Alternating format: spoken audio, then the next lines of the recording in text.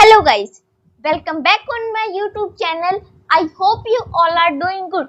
ये हमारा second part है पॉलिटिकल साइंस के फर्स्ट चैप्टर का क्लास 9 का what is democracy and why democracy. इसमें हम बेसिकली देखने वाले हैं कि जो डेमोक्रेसी है उसके कुछ बुराइयां हैं एंड उसकी कुछ अच्छाइयां भी हैं एंड एट लास्ट हम उसका क्या देखने वाले हैं, हम उसका ब्रॉडर मीनिंग देखने वाले हैं।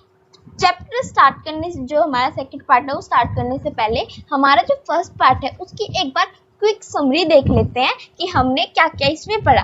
सबसे पहले हमने देखा कि democracy is a form of government in which the rulers are elected by people. जो रूलर्स हैं वो पीपल के द्वारा क्या किए जाते हैं, इलेक्ट किए जाते हैं। जो डेमोक्रेसी में है, डेमोक्रेसी में जो फाइनल डिसीजन है वो किसके द्वारा इलेक्ट होना चाहिए, पीपल के द्वारा इलेक्ट होना चाहिए। ये हमारा सेकंड पॉइंट कहता है। थर्ड पॉइंट हमारा ये कहता है कि जो डेमोक्रेसी है वो फ्री एंड फेयर इलेक्शंस पे बेस्ड होना चाहिए, जिसमें जो लूजिंग के जो चांसेस है वो बिल्कुल सही होने चाहिए, बिल्कुल फेयर होने चाहिए, अनफेयर नहीं होने चाहिए। हमने कुछ एग्जांपल्स के जरिए देखा था।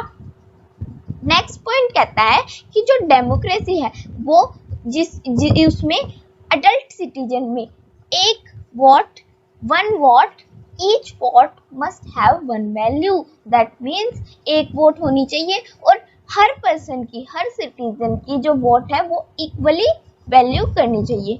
लास्ट पॉइंट हमारे ये कहता है कि जो डेमोक्रेटिक गवर्नमेंट है वो constitutional law and citizen right के साथ सेटअप की जानी चाहिए। तो ये थी हमारी समरी फीचर्स ऑफ डेमोक्रेसी की।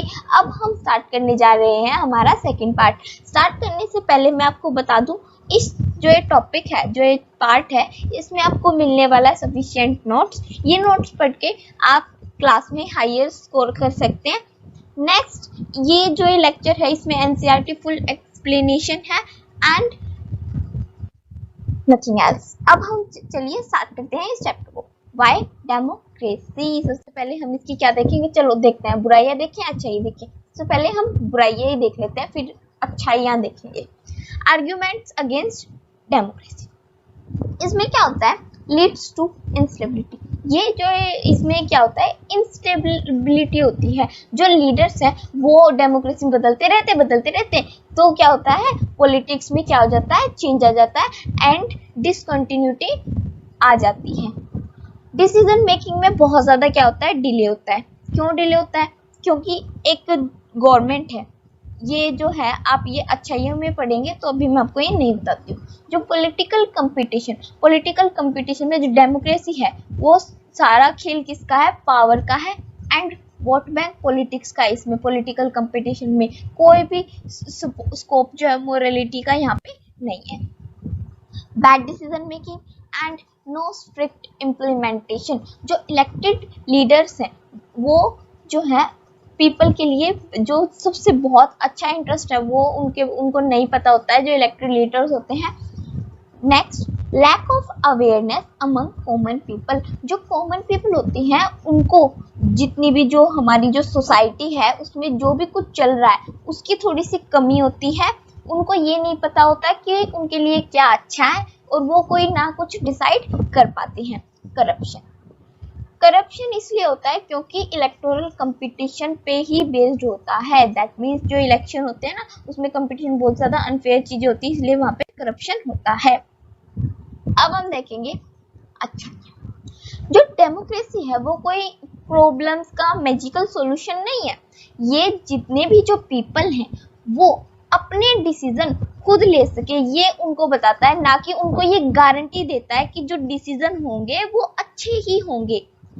ये भी बात सही है कि जो डेमोक्रेसी है उसमें फ्रीक्वेंट जो लीडरशिप में फ्रीक्वेंट चेंजेस आती हैं। समटाइम्स जो है गवर्नमेंट की जो एफिशिएंसी है उसको भी ये अफेक्ट करता है।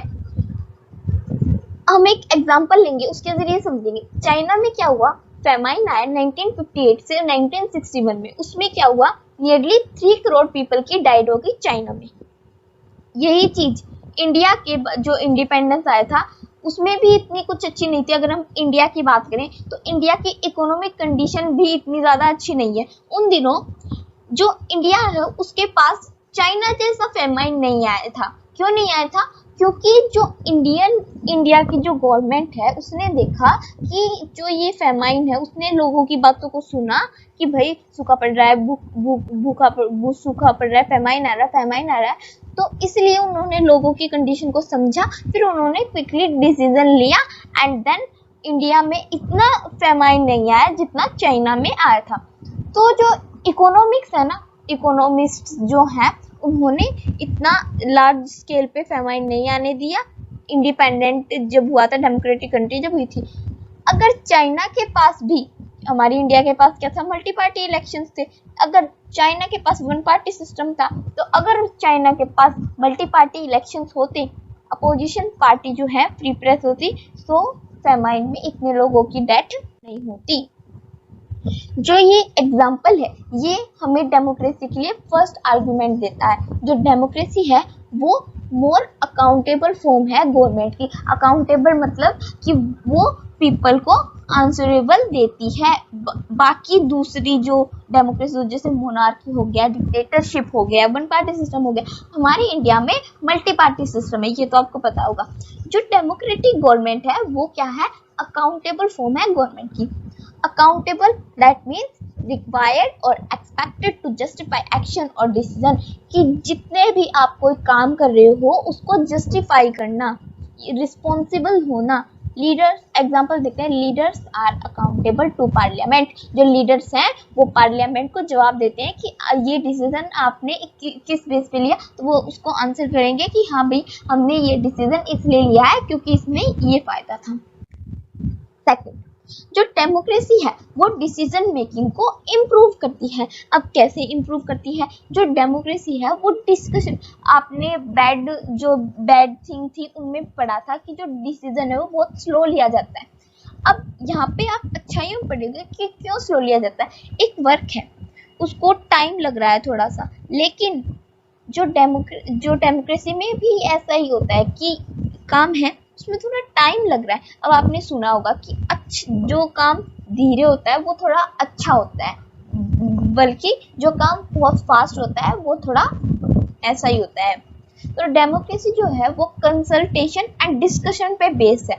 बहुत ज़्यादा डिस्कशन होती है, पीपल के बीच में बहुत ज़्यादा डिस्कशन होती है, एक साथ मिलके वो डिसीजन लेते हैं, तो इसीलिए जो टाइमिंग है उसमें थोड़ी स्लो आ जाती है। जो डेमोक्रेसी है वो कन्फ्लिक्ट्स के मेथड जो है उनको डील करती है, उनके साथ सोसाइटी में जो ये ओपिनियन हो गए, इंटरेस्ट हो गए, इनका डिफरेंस जो है उनसे बचा रहता है। इंडिया में पीपल जो है वो अलग अलग लैंग्वेज बोलते हैं, अलग अलग उनके रिलीजन होती है, अलग अलग उनके ओपिनियंस होते हैं, तो वो इनमें लड़ाई वगैरह नहीं होने जाती। जो ये कन्फ्लिक्ट है ना, ये ब्रूटल पावर से सॉल्व की जाती है। कैसे सॉल्व की जाती है?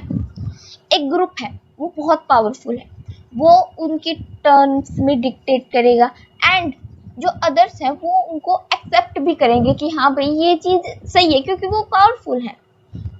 तो ये इसमें अनहैप्पीनेस यहाँ पे लीड हो जाती है। क्यों लीड हो जाती है? क्योंकि एक ग्रुप है, पर्टिकुलर एक ग्रुप है, मान लीजिए एक ग्रुप है, ये वाला एक ग्रुप है, इसमें बहुत सारे पीपल हैं, ये ग्रुप है, ये बहुत ज़्यादा पावरफुल है, एंड एक ये ग्रुप है, ये थोड़ा सा कम पावरफुल है।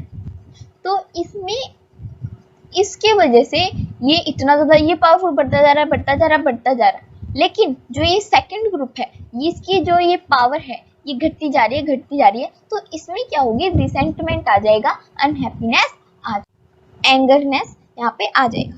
तो जो डेमोक्रेसी है उसको उसकी जो ये प्रॉब्लम आ रही है कि एक जो है वो इतना पावरफुल है, वो अपना हक इन पे डाल रहा है, तो डेमोक्रेसी ने इसका एक सॉल्यूशन निकाल लिया।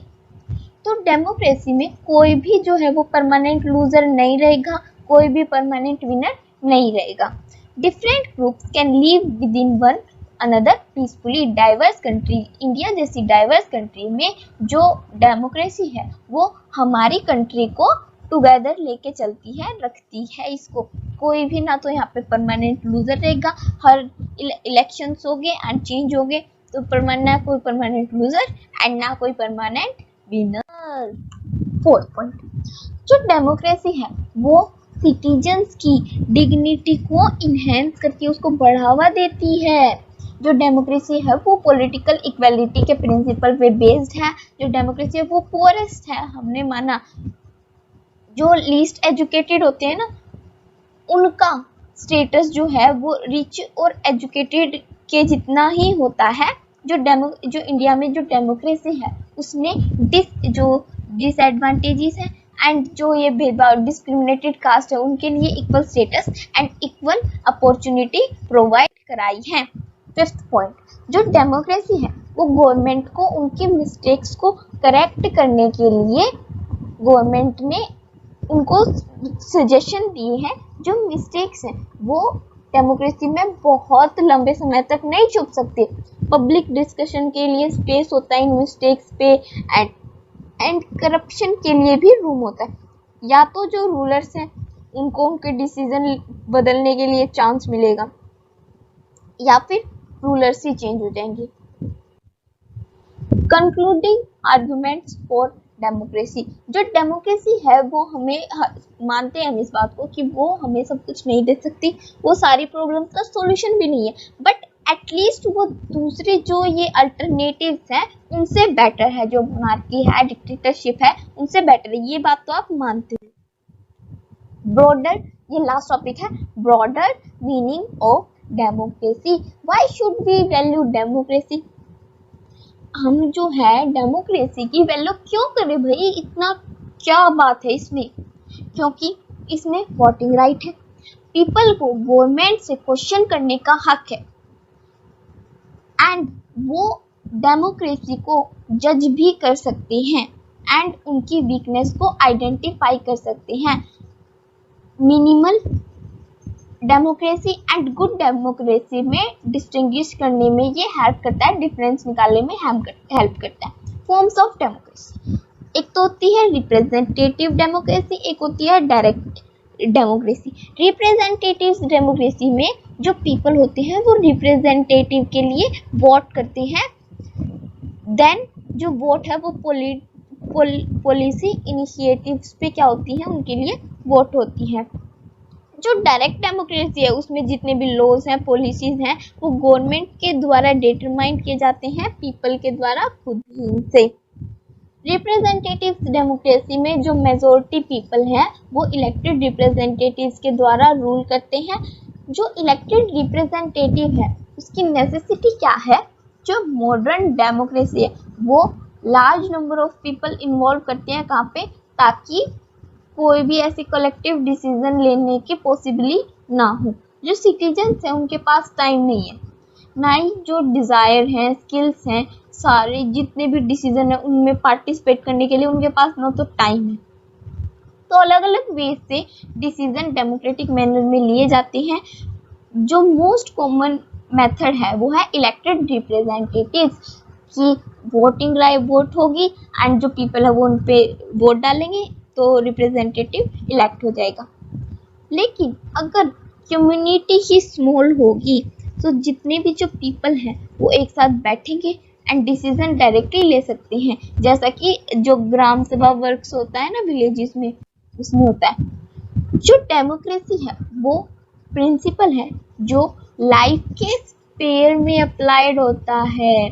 जो डेमोक्रेटिक डिसीजन है उसमें क्या डिस्कशन इन्वॉल्व होता है, जिसमें जितने भी जो डिसीजन है उनको इफेक्ट किया जाता है एंड गवर्नमेंट पे अप्लाई, गवर्नमेंट पे, फैमिली पर, जो दूसरे अदर ऑर्गेनाइजेशन है उन पे अप्लाई होता है। तो हमने इसमें क्या सीखा?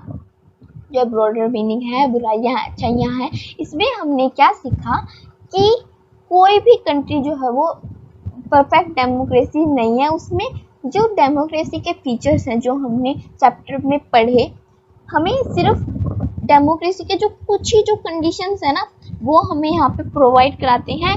आइडियल डेमोक्रेसी इसको हम नहीं बोल सकते, ना ही इसको बनाया जा सकता है। ये प्रोसेस है वर्क का जहाँ पे कॉन्स्टेंट एफर्ट्स डालने हैं सेव करने के लिए एंड डेमोक्रेटिक फॉर्म जो है डिसीजन मेकिंग की उसको स्ट्रेंथन किया है दोनों जो लीडर्स हैं एंड सिटीजन्स हैं दोनों में। इवन जब ये चीज़ फेल हो जाती है ना कुछ थिंग्स के वजह से, सो ये इनको जो ये मिस्टेक्स हैं इनको सुधारने का एक तरीका भी होता है। दूसरी फॉर्म ऑफ गवर्नमेंट जैसे monarchy, dictatorship, one party rule, इसमें जो सिटीजन्स होते हैं ना उनको पॉलिटिक्स में पार्टिसिपेट करने की कोई ज़रूरत नहीं होती है क्योंकि उनकी बात सुनी ही नहीं जाती है, चाहे वो कुछ भी करे। अब एक चीज़ है, अगर हमारी जो डेमोक्रेसी है उनको अगर हम वोट नहीं देंगे तो अगर वो अच्छा काम नहीं करेगी तो हम उनको वोट नहीं देंगे, तो उनको पार्टिसिपेशन नहीं होगा। लेकिन वन पार्टी सिस्टम हो गया एंड डेमोक्रेसी हो गया, मोनार्की हो गया, उनको पता है ये चीज़ कि हाँ भाई हम ही बनने वाले हैं, तो उनको पीपल की क्या ही फ़र्क है, वो उनकी मदद करें, उनकी हेल्प करें, उनकी बात सुने ना सुने कोई फ़र्क नहीं पड़ता। लेकिन डेमोक्रेसी में ऐसी चीज़ होती है। That's all, your chapter is complete. I hope आपको समझ में आया होगा। अगर आपको समझ में आया तो प्लीज़ इसको लाइक करें, शेयर करें एंड सब्सक्राइब करें। अगर आपको कोई अभी भी डाउट है तो आप कमेंट सेक्शन में मेरे को बता सकते हैं एंड इसके जो इम्पोर्टेंट टॉपिक्स हैं वो आपको शॉर्ट्स के थ्रू मैं अपलोड कर रही हूँ अपने चैनल पे, वो आप आई होप आप चेक कर रहे होगे। Thank you for watching.